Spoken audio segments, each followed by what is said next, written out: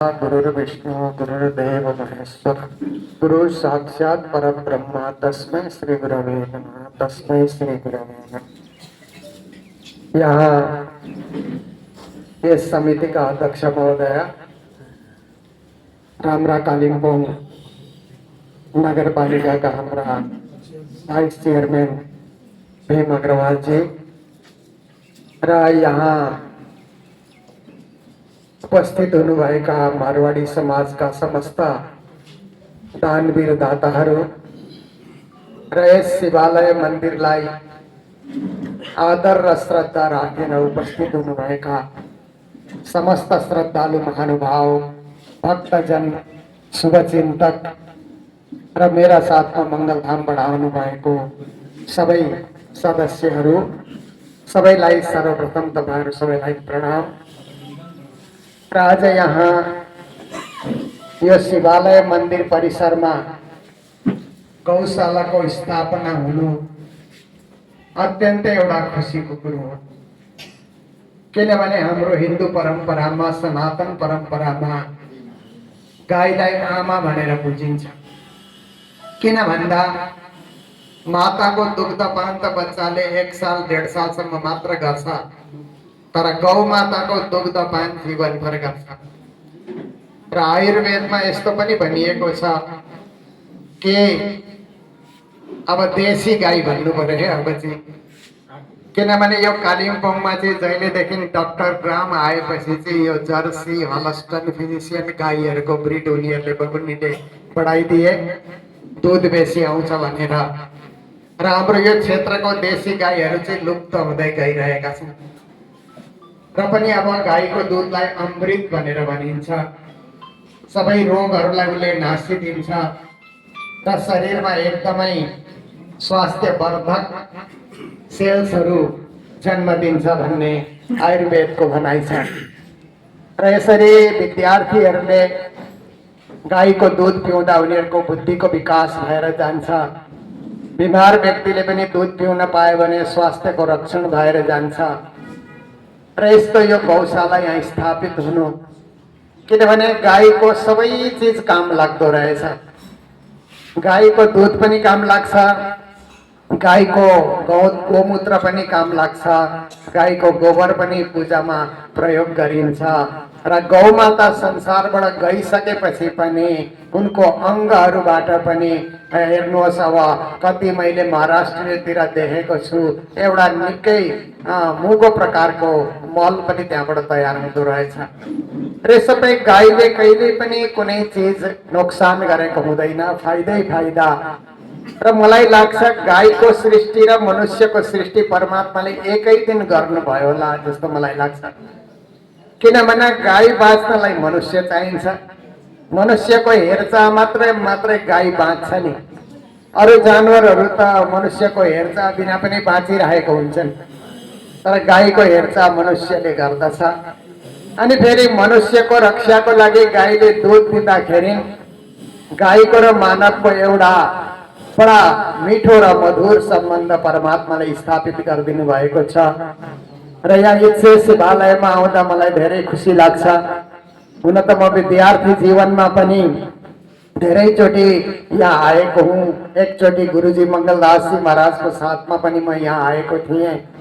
र यो शिवालय अत्यन्तै प्राचीन, लगभग 110 वर्षको इतिहास बोकेको यो मन्दिर।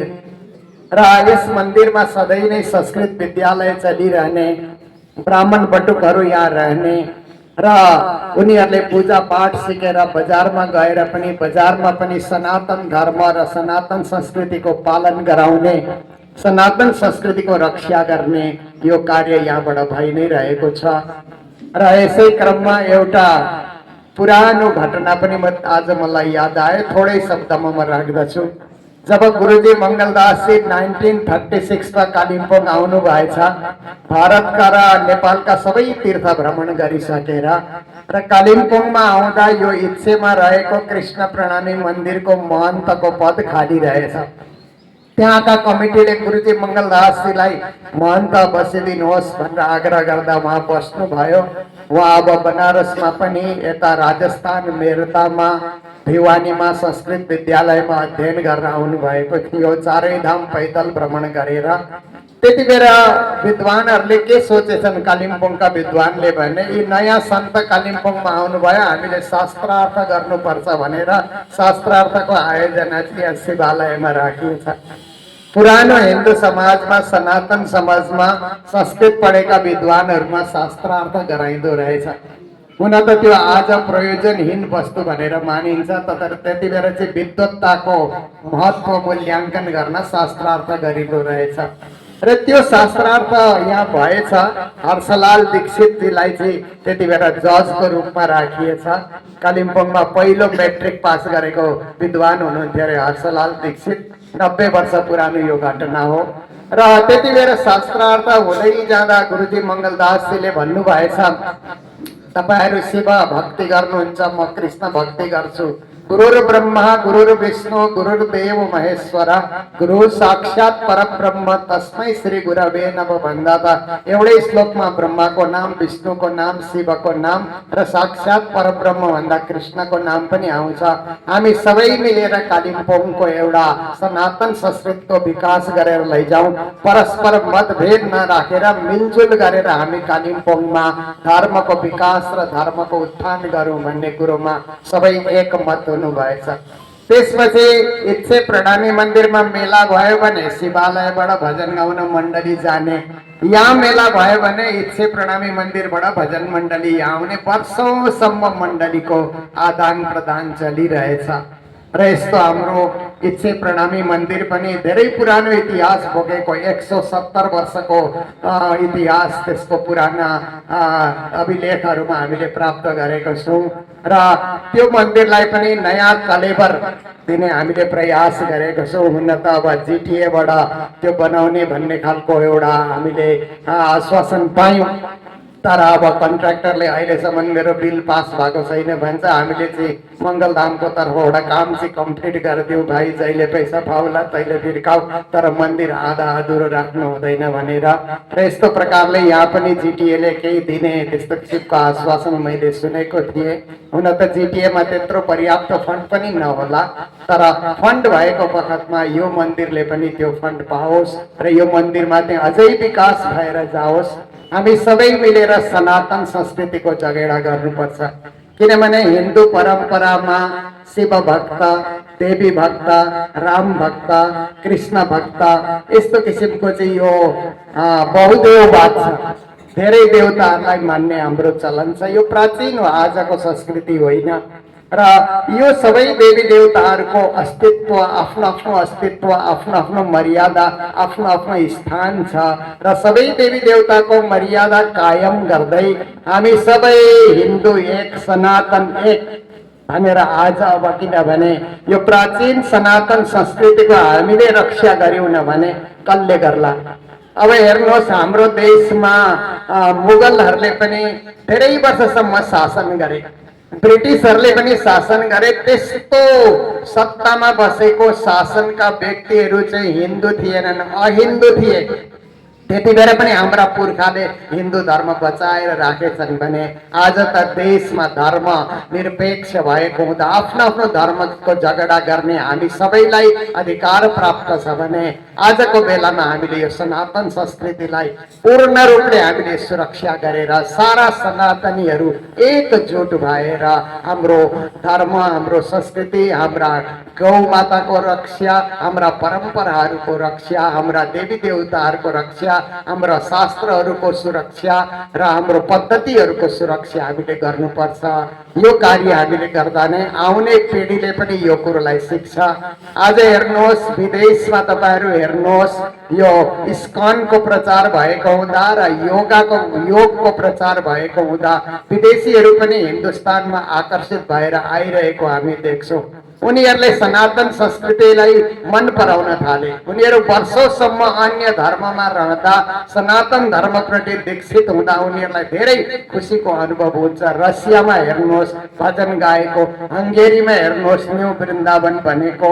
यस्तो प्रकारले चाहिँ विदेशीहरूको आकर्षण सनातन संस्कृति प्रति र योग प्रति उनीहरूको आकर्षण बढेर गएको बेलामा हामीले हाम्रो संस्कृतिलाई जति सुरक्षित राख्न सक्छौँ हाम्रा मन्दिरहरूलाई साफ सफा बनाएर राख्नुपर्छ। जति बेला मङ्गलधाम बन्न सुरु भयो त्यति बेला मैले विचार गरेँ यो मन्दिर चाहिँ यति सफा राख्ने कि विदेशी पनि आओस्। स्वदेशी त आउँछ आउँछ, विदेशी आउन चाहिँ क्लिनलीनेस भन्ने कुरालाई उनीहरूले धेरै ध्यान राखेको हुन्छ र मङ्गलधाममा विदेशी पनि आउँछन्, स्वदेशी पनि आउँछन्।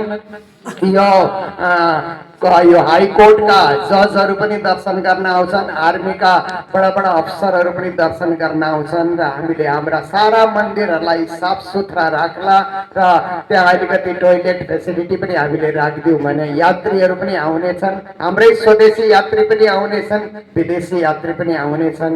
यो शिवालय पनि अत्यन्त अगाडि बढेर जाओस् यो प्राचीन मन्दिर भन्ने मेरो पनि कामना हो। हामी सबै होस्टेमा हाइसे गरेर सधैँ अगाडि बढ्न सक्छौँ र यो संस्थामा आज बजारको मारवाडी समाज हुन त पहिलेदेखि यो समाज यहाँ जोडिएको छ, तर आज धेरै मैले चिनेका भाइहरूको यहाँ उपस्थिति देख्दाखेरि मलाई धेरै खुसी लाग्यो।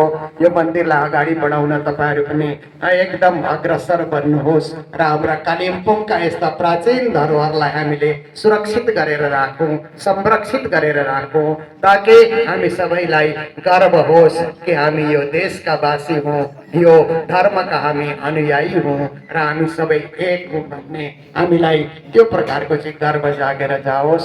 र अब हुन त नेताहरू ल्याएर र अरू पनि बाहिरका विद्वानहरू ल्याएर उद्घाटन गराउन सक्नुहुन्थ्यो, तर अब उहाँहरूले मलाई याद गर्नुभएछ र मैले पनि समय दिएँ। आज म फ्री नै थिएँ, हिजो दिनभरि त मङ्गलधाममा ठुलो कार्यक्रम थियो, तर आज अलिकति खाली भएको हुँदा यहाँ आउने मौका मिल्यो। तपाईँहरू सबैलाई पुनः धन्यवाद दिँदै र सबैलाई धर्ममा एक निष्ठ हुने आग्रह गर्दै मेरा शब्दहरूलाई मै नै विराम दिन चाहन्छु। सबैलाई प्रणाम, सबैलाई धन्यवाद।